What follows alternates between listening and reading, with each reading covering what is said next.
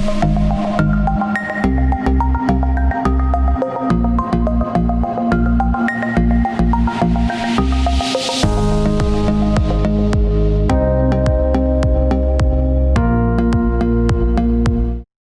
everybody again to a Safe Place podcast. And in the last episode, we promised you that Craig was going to be speaking about his experience as a prison officer. So Craig, fire away. What you got for us, mate? All right then. Have you got 5 hours? There's a lot of stuff to talk about. We're trying to get 20 minutes. Try and get this down to 20 minutes. So, wanted to be a prison officer to help people. I thought it was all about rehabilitation there, and these people hadn't had the best chance upbringing and stuff, and I thought I could go there and help. And what I found out was not a chance. Not a chance. Not because they don't want to change either, because the system's not set up to help. It's horrendous. It's madness when you walk in. Everything that's set up as the system is wrong. So it's just... So give us an example. Wrong in what way? Well, you know how you have all sections of business, and when you can't do things that you know you should be doing, it's because of cutbacks and staffing levels. And this exists in the prison, which is a very bad place for it to exist. This sort of budget. And who does that affect? Does it affect the prison officer directly, or does it affect the person in prison serving the time? So it's both. There's not enough officers to make the prison a safe place and a place where you've got the time to give to the prisoners, which then causes a knock-on effect to the prisoner who wants to do certain things, call family members, sort certain things out. The devil's advocate there is the idea that if someone listening to this would be like, well, why are you speaking for the human rights in a sense of the person serving time? I don't care if they can't speak to the family. They're in there for punishment. Yeah, and from my view, they have that, they lose their freedom and they live in squalor. It's disgusting. You wouldn't put a dog in a prison cell. And that, like you say, people listen to that and probably think that's good. Personally, I don't think that's good. I think they should live in, they've got they're off the street, they're doing the time, they're going to spend time in there. So I don't think they should live in squalor, but there's so many things that we're going to go into about what's right and wrong. So give us some of the stories that you want to tell us about, Craig. So the reason I came out of the prison was I was assaulted, and this violence is in prison. Now, my argument was, we know these people in there are dangerous. Some of them are in there for thefts and certain things where they're not a danger. They're actually... So there's like a spectrum of criminality. Yeah. But there's a mass of violent people who don't abide rules. That's why they're in prison. And now, in the prison, they're all free together at the same time. I was left alone many a time with 60 prisoners, all on my own. And because these people haven't got the same morals, not all of them, but few of them haven't got the same morals, it's a very dangerous place. Now, how can a prison be a dangerous place when you know what they are? You know the past, and they do not abide by rules. They do not have the same consciousness. And yet there's you on your own with 60 potential violent criminals. Now, how does that, surely that's the safest place to walk around as a prison officer. So tell us why, if obviously 100% believe in what you're telling me now, that there's this individual, which is yourself, surrounded by 60 potentially violent criminals. Why is that such a circumstance in a prison that you're on your own in that situation? Is that because of no staff, not enough staff? So yeah, you're supposed to have 3 per wing, okay. 60 prisoners. Most of the time you only had 2, and the other one always ends up doing another chore of the day, where you have to walk prisoners to their educational works, or they have to go off to medical or visits, and so the other one's always off the wing. Yeah. And even then, you still mix with a lot of prisoners. But the problem with that is you have this thing that comes inside you. When you walk into a prison, anybody will have fear. You just have fear about where you are. So when you have fear, you're not acting very logical and emotion. You're always sort of on the edge of your seat. Fight or flight. Yeah. Mode. So you're on this sort of level anyway. So when something happens, you can react to the feeling rather than the actual situation. And this is what happened all the time. Things would... So situations that could have been calmed down or handled in a correct way, because you naturally had a sense of anxiety because you was in this environment, that anxiety would have triggered a behaviour that was probably disproportionate to the situation. Yes, and then you escalate that because they see that. And you know how that feeling feeds off into somebody else? Yeah. Because all the prisoners are fearful for their existence in there from officers and from other prisoners. Yeah. And officers fear this too. So you just are in this mad place. It's like a melting pot of fear, isn't and it? no one admits it. No one's going Yeah. there, I'm scared. They're putting on this front, this ego. So what about the people that have done the petty crime? Did I want to go in there? Have you noticed that whether they've gone in and they just want to do the time and get out of there, or if they've been, or if the other prisoners with more severe sentences, and the reason why they're in there, have encouraged them to be that way. Well, it's almost like an unspoken language that when you go in there, you can imagine these people that you speak about with petty crime. There's like almost an unspoken language, which is you have to put on some sort of a facade or a persona to protect yourself from that fear. Yeah, if you imagine you go into a huge hotel with 60 guys, right? Now, What type of hotels you've been going to? you're going to this is the Holiday Inn, the hotel from hell, unfortunately. Now the Brian's getting excited about this hotel with loads of men. Right, listen, there's 60 men in there, right? Yeah. You're going to have this hierarchy that happens naturally. Yeah. So you've got the top guys at the top. The big ones alpha males. Yeah, the alpha males that run the place, they run the drugs, they're the ones to go to for anything. Do they run the prison officers as well? Is there a fear amongst the prison officers for these guys stepping out of line? I believe that there's some sort of way of paying guards. Turn and all. So let's go with... Yeah, there's corruption, unfortunately, there as well. There's corruption with the officers. There's this hierarchy, and you have the weak. So it goes, so the weak going to get the basically bullied, robbed all the time. Then you have this sort of level that just keeps going up, and even the weakest of the weak doesn't turn around and say to the officer, I'm really scared, can you get me somewhere with nicer people? There is no more, there's not a nicer Talk about, that's an interesting aspect. So talk about, we look at the hierarchy of the position of power and dominance within the criminal side of the prison. Does the same thing occur within the prison officers? The hierarchy of power and not feeling comfortable enough to speak how you feel. In other words, why am I the only guy in this room full of 60 people?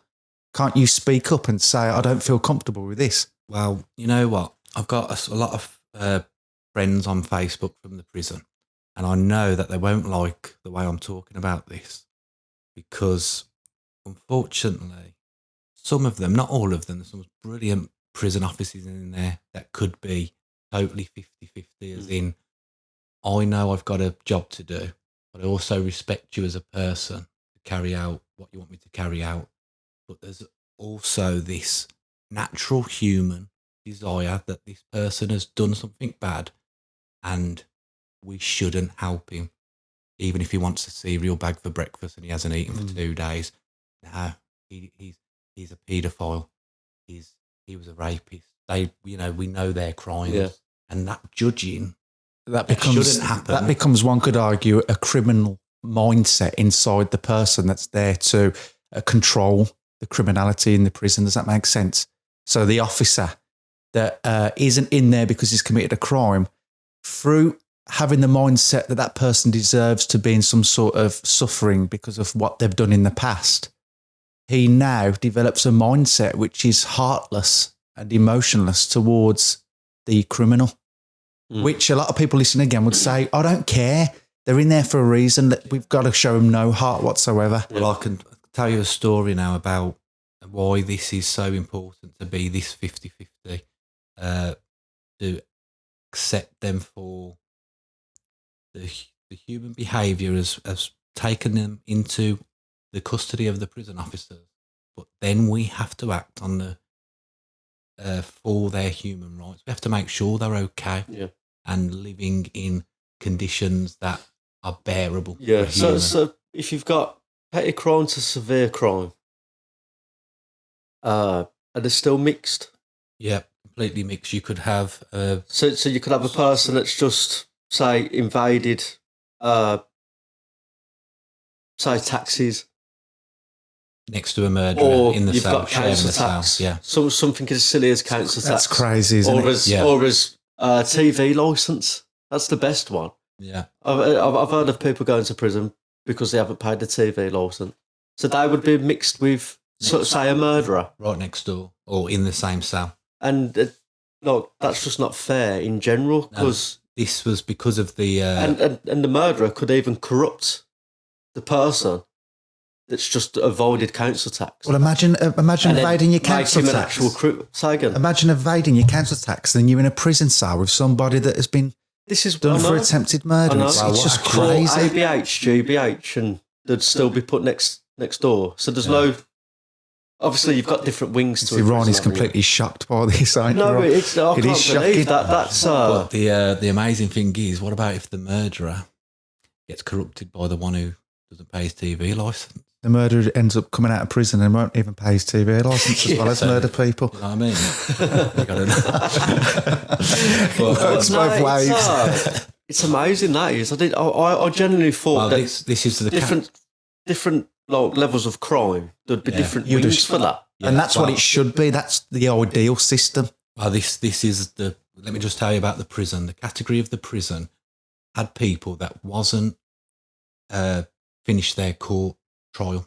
Okay. So when they are convicted of the murder, so they're definitely guilty of the murder, without doubt, but they're awaiting their proper sentence and which prison to go to. Yes. Then they go to a Cat A prison. Yeah. So then they will be just probably with the hardcore murderers, and these, they will still mix with different criminals, but it'll go to a more secure, safer prison, which I haven't worked in, so I can't say if that's true or not. But apparently it's a lot safer than the one I was in, because we was the one that had people who had been sentenced, waiting to go to prisons throughout the UK, and also convicted people. They was definitely guilty of the crime. So it's clear to see that it's a complete mess, isn't it? Now, what's the rehabilitation? Are there any of the prisoners that get some sort of resources where they can try and prove that they are rehabilitated and can go back into society and be functional and productive towards it, or not? Well, let's go back to, this is just from a year experience and not being an expert in, anything really, but just with what I've seen. Yeah. Go back to that hotel that Ryan seems to like. It doesn't really exist, by the way, you know that. Don't Holiday Inn exists. Don't. You've just been on booking.com. So you're in a hotel, 60 guys, right? Now you want to get better. You want to pay your TV license, say you're a minor criminal. So you go to this psychology class that's in the prison. The best thing about it, however, there's only 2 people who exist in the psychology team in a prison with 1,500. So that's pretty scary to start with. But you go to this, and I think it was once a week you go to this class, and you have to sign up to it, and you have to have special reasons for you to actually go on this psychology class, which I've seen, which is really good. However, that amount of time, once a week, and going back into the 60 criminals and going back into the hierarchy, you don't go back there and say, guys, we all need to change because I've just learned something really good. You go back into the system of, it was shit, lads, it was shit. And it's it's almost useless, isn't it? It's pointless. So it's very, unless you was doing it every day. So let's take an expansive look at the situation then. So prisons, in a sense, are there to confine or detain criminals, which makes sense. You want to get them off the street, don't you? Yeah. But what you do is you put them in an environment that actually triggers more fear, more anxiety, and actually brings out more difficult, what we would call irrational behaviours. And then they're put back into society in a sense, arguably, probably in a worse state than there was that got them into prison. Yeah. Now, that shows that the current system to set up and try and repair a broken society in certain aspects to do with crime is flawed. Now, if we sat here now and says, okay, how do we create a better system? Do we create a system where they go into prison and there's a, as you say, a 50-50 mindset, which you understand that they've done something wrong in the past, but you also see them as a human being with a past of difficult experiences that suffered and needs your attention. And in a sense, I know it sounds really stupid, but care. Yeah. You care enough to understand they have a story. Yeah, and I can tell you a story Well, about... everybody can change. Yeah, I'll tell you an actual true story about a couple of lads in there when I had time and you literally had 30 seconds to speak to them because you was that busy. It was just chaos from the first hour to the last, just madness. But when I did have time to talk to people, I would say things to them, a bit of psychology that I know about why they think the way they think. And the lads thought I was a good officer. I often said that, and I had other officers saying, heard good things from you today about things that I spoke about. And I had this one lad in there, which I always remember this. Listen to this for a story.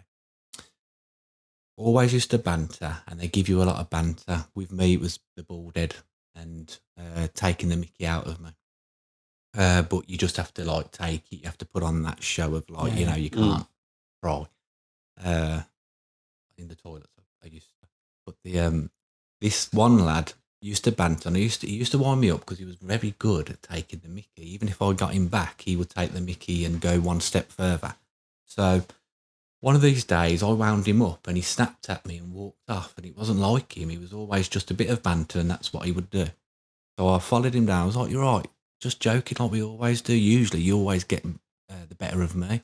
And he says, "No, I've been lost my job. The officer the other day said, you know, I don't do anything, blah, blah, blah." And he got all emotional and he started crying, right? And he was like, "Don't tell anyone I'm crying, don't tell anyone." And he was hiding around this corner. And I was like, "Mate, it's all right. It's just a bit of shit that has to come up." I was like, "Don't worry about it." He was like, "Nah, you'll tell everyone." I was like, "Mate, I cry all the time. It's all right. Don't worry about it." And he was So like, you're getting a bit teary now. But listen to the reason why this story touched me so much, right? So I just had a chat with him, called into the office, he shut the door, even all the lads are knocking saying they want stuff. I'm like, "No, let me just," you know, because I knew this guy wasn't normally like this. So he said it was all about the prison, and I said, "You sure it's not deeper?" So he went about family, and he hadn't seen his mum for ages, and she stopped writing and stuff like this, and just spoke about it. And I says, "All right, mate, just don't worry about it. Just remember, don't worry about that emotional thing. Come to me, chat to me, you know, and I ain't bothered about it." So we had this chat. I thought nothing of it. I just thought it was a simple, taking a bit of time to do my job. This guy comes back to me 3 days later. I don't go in for another couple of days. 3 days later, he says, "You stopped me beating somebody up the other day." I was like, "What do you mean?" And he was like, "I got into a fight. Someone tried to rob me.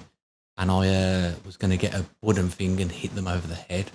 And then I didn't want to do that."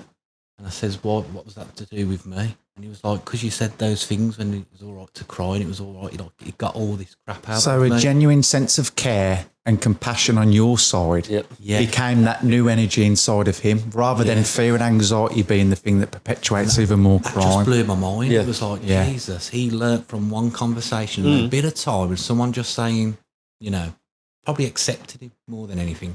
And he said, "I would have battered that kid, and I had no anger to do anything other than get me things back."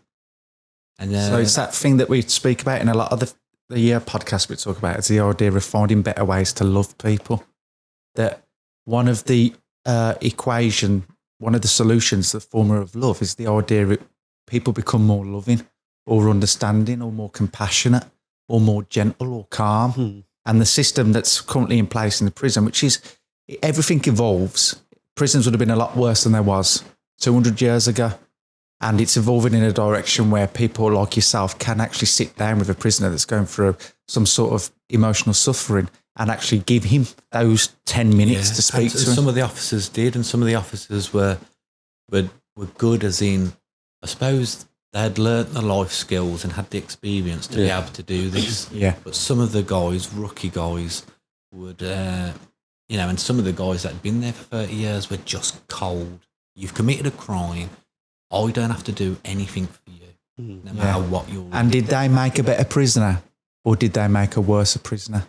Well, this gave the good prison officer the bad reputation, because if you come across more officers that are bad than good, when the good one comes along, you're just going to see the bad, aren't you? You're just going to, you're tarnishing everyone with the same brush, when really the brush should be all officers are these individuals that will try their very best to help you.